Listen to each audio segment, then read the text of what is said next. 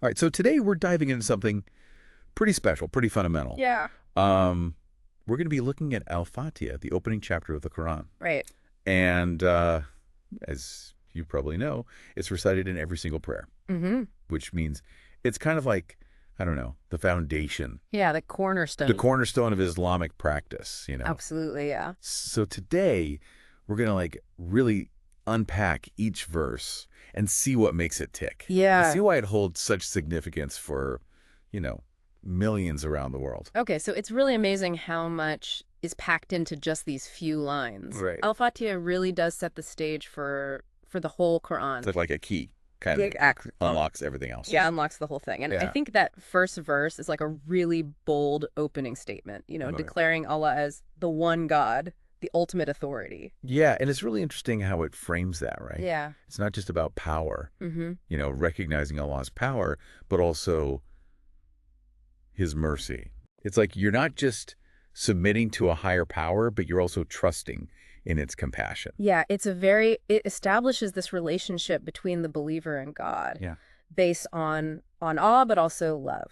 And that's what I was thinking. Like, you know, in some belief systems, there's more emphasis on the fear and obedience. You know? Right. But here, there's this really strong sense of hope. Definitely, definitely. And I think that emphasis on mercy, on Allah's mercy, Yeah. really comes through, especially in verse 2. Okay. Where it uses the two beautiful names, Ar-Rahman and Ar-Rahim, which mean the most compassionate and the most merciful. So it's like, it's not just saying it once, it's like doubling down. It's really emphasizing this essential quality of Allah. Yeah. Yeah, like mercy's not just like an occasional thing, it's like built in, you know? Yeah, absolutely. It's like, it's part of God's nature. And then verse 3 comes in and it's kind of a, I don't know, it's kind of like a shift in tone. Like a little bit of a cosmic reality check. Yeah. With the Day of Judgment, right? Yeah, absolutely. I mean, it really does make you kind of stop and think about how you're living. Yeah, and that concept of accountability. Yeah. Such a driving force in Islam, you know?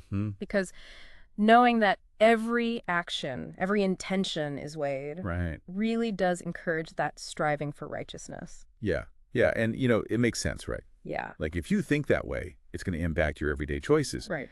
But striving for righteousness. Yeah. That's a big concept. It is a big one. What does that even mean, like practically speaking? Yeah, well, you know, it's something that's definitely debated and interpreted, you know, in many ways. Sure. But at its core, it's about living in accordance with divine will, right? Okay. So seeking to please Allah and really striving to embody, to live out those qualities that Islam considers virtuous. So it's kind of like this ongoing process of self-reflection and just trying to be better. Yeah, absolutely. And that's, I think, where verse 4 comes in so beautifully. Yeah. Because it's this very human, this very simple plea. Yeah. Right? Yeah.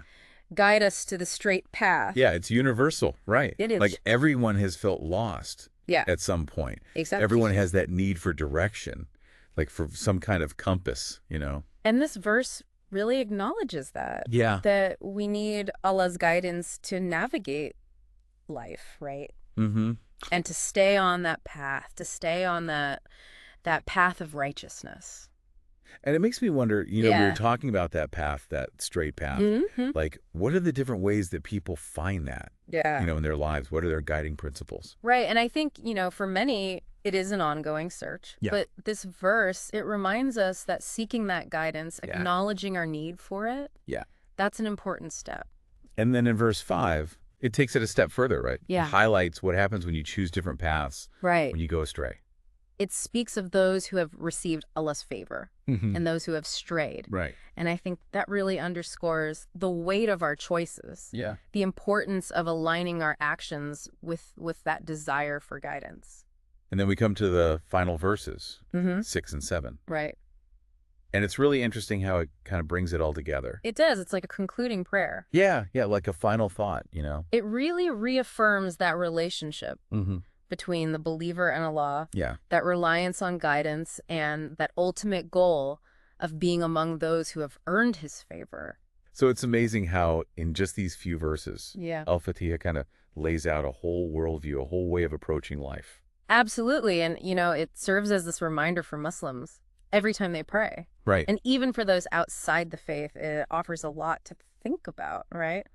about our desire for purpose, our search for guidance, and really taking responsibility for our choices. Well, it's been a really fascinating deep dive. Yeah. Thank you for joining us. Thank you for having me. And we'll see you next time for another deep dive. Sounds good. Right. Take care. Bye. Bye.